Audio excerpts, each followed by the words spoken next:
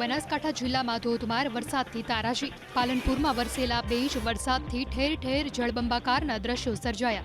શહેરના અનેક નીચાણવાળા વિસ્તારોમાં વરસાદી પાણીનું સામ્રાજ્ય છવાયું. પાલનપુરથી વડગામને જોડતા રસ્તા પર ઘૂંટણસમા પાણી ભરાતા અનેક વાહન ચાલકોને મુશ્કેલી વેઠવાનો વારો આવ્યો.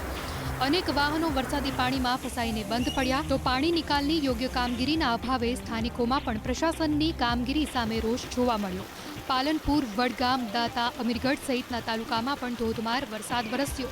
પાલનપુરથી અંબાજીને જોડતા હાઈવે પર રામપુરા ચોકડી નજીક હાઈવે પર 3 ફૂટ સુધીના પાણી ભરાતા વાહન ચાલકો અટવાયા. કાંકરેજ અને ઓગળ તાલુકામાં પણ ધોધમાર વરસાદથી નીચાણવાળા વિસ્તારો જળબંબાકાર થયા. 2 કલાકમાં વરસેલા ધોધમાર 2.5 ઇંચ વરસાદથી દાંતીવાડાના પાંથાવાડ સહિતના વિસ્તારોમાં જળબંબાકારના દ્રશ્યો સર્જાયા.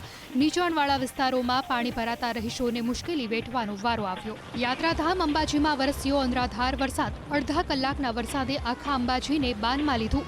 અંબાજીની બજારોમાંથી નદીઓ વહેતી હોય તેવા દ્રશ્યો સર્જાયા. પાર્વતી પ્રમાણ સોસાયટી, યોગેશ્વર નગર સહિતના વિસ્તારોમાં નદીઓ વહેતી હોય તેવા દ્રશ્યો સર્જાયા. દુકાનો આગળ પાર્ક કરેલા વાહનો પણ રમકડાની જેમ પાણીમાં તણાતા જોવા મળ્યા. દુકાનદારો પણ પોતાના મોપેડને પાણીના ધસમસતા પ્રવાહમાંથી બચાવવા માટે મથામણ કરતા કેદ થયા. મેઘમહેરથી અરવલ્લીની ગિરિમાળાઓ પર કુદરતી સૌંદર્ય ખીલી ઉઠ્યું. અંબાજીમાં હિલ સ્ટેશન જેવો માહોલ સર્જાયો. ભારે વરસાદથી ઓગળના તેરવાડાથી નીકળતી ભાભર ડિસ્ટ્રિક્ટ કેનાલ પણ ક્ષતિગ્રસ્ત થઈ. વરસાદી પાણીને લીધે કેનાલ તૂટતા આસપાસના ખેતરો જળબંબાકાર થયા.